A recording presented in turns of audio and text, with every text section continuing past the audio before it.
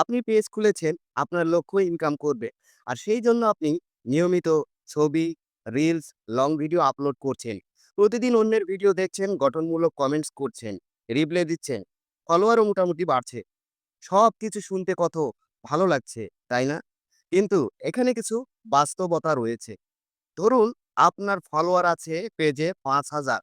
আপনি একটা video upload দিলেন, সেটাতে ভিউ আসে মাত্র ১০০, ২০০, বড়জোর ৫০০। তাতে কি আপনার লক্ষ্য পূরণ হবে? আপনি কি ডলার ইনকাম করতে পারবেন? তাহলে এখন আপনার করণীয় কি? এসব গুরুত্বপূর্ণ বিষয় থাকছে আজকের এই ভিডিওতে। তাই ভিডিওটি শেষ পর্যন্ত দেখার আমন্ত্রণ রইল।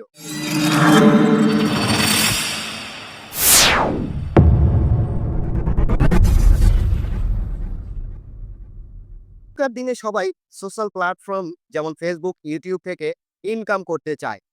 কেউ ভাবছে পেজ বা চ্যানেল খুললেই টাকা আসবে।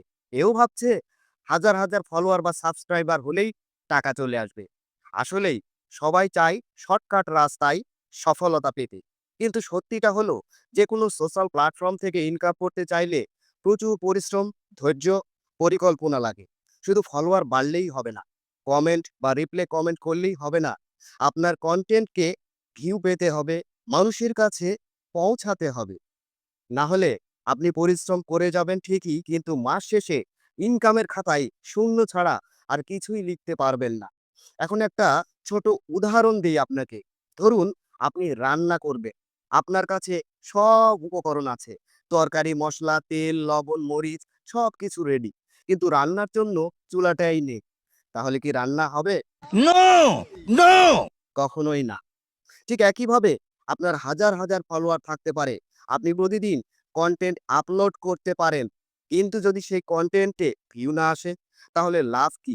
শেষমেশ দেখা যাবে আপনার ফলোয়ারদের বড় একটা অংশ আপনাকে ফলো করেছে শুধু ফলো ব্যাক পাওয়ার জন্য। তারা আপনার কনটেন্ট দেখতে আসেনি। তারা কেবল নিজেদের স্বার্থে আপনাকে ফলো করেছে। ফলাফল, আপনার ফলোয়ার সংখ্যাটা বাড়লো ঠিকই, কিন্তু আসল বেনিফিট কিছুই হলো না। এখন প্রশ্ন হলো, এই অবস্থায় আপনি কি করবেন? ফেসবুকের কাজ বন্ধ করে দিবেন? না। আসল খেলাটা এখানেই শুরু হয়। এখানেই আসল চ্যালেঞ্জ।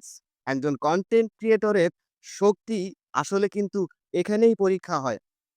যদি সত্যি আপনি ফেসবুক থেকে ইনকাম করতে চান, তাহলে এখনই আপনাকে বুঝতে হবে ফলোয়ার দিয়ে কিছু হবে না। তাহলে কি দিয়ে হবে? এখন আসুন ধাপে ধাপে বিষয়টা আপনাকে ক্লিয়ার করার চেষ্টা করি। আগে আপনাকে জানতে হবে একজন সফল কনটেন্ট ক্রিয়েটর কিভাবে কাজ করে। প্রথমেই নিজের শক্তিকে আপনি চিহ্নিত করবেন। আপনি কোন ধরনের কনটেন্ট সবচেয়ে ভালো বানাতে পারেন সেটা নিজেই ভেবে বের করবেন। যেমন ধরুন সেটা মোটিভেশন হতে পারে, টিপস অ্যান্ড ট্রিক্স হতে পারে, ফানি কনটেন্ট হতে পারে, রান্নাবান্না হতে পারে, টেকনোলজি বা ফুড ব্লগস বিভিন্ন ধরনের হতে পারে। ভিউয়াররা কোন জিনিসটা সবচেয়ে বেশি দেখছে সেটা আপনার পেজের ভিউ দেখে বুঝতে পারবে। এরপর পরিকল্পনা। কনটেন্ট বানাতে হলে হুট করেই ক্যামেরা অন করলে হবে না। বিষয় ঠিক করুন একটা। শক্তিশালী স্ক্রিপ্ট লিখুন, সেই স্ক্রিপ্টে ভ্যালু যোগ করুন।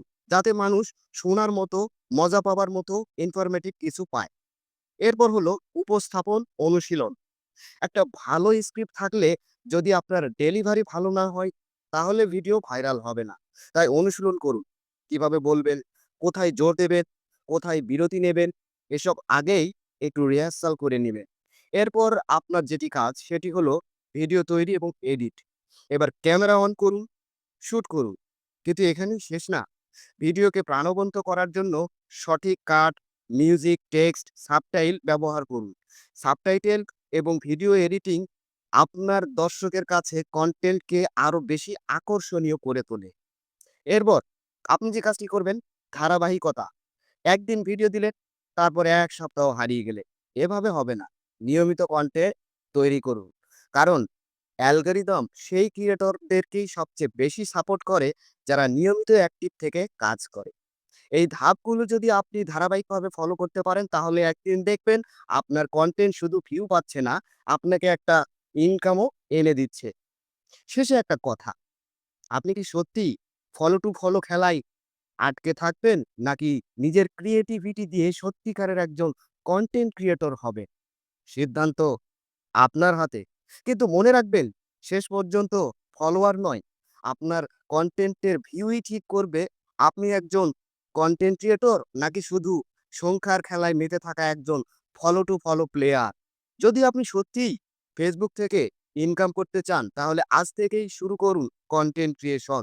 এবং এই ভিডিওটি যদি আপনার ভালো লেগে থাকে, তাহলে লাইক দিন, শেয়ার করুন। আর কমেন্টে লিখুন আপনি কোন ধরনের কনটেন্ট নিয়ে কাজ করেন। আজকের মতো এ পর্যন্তই। সবাই সুস্থ থাকবেন, সুন্দর থাকবেন। দেখা হবে আবারও আরেকটা নতুন কোনো ভিডিওতে।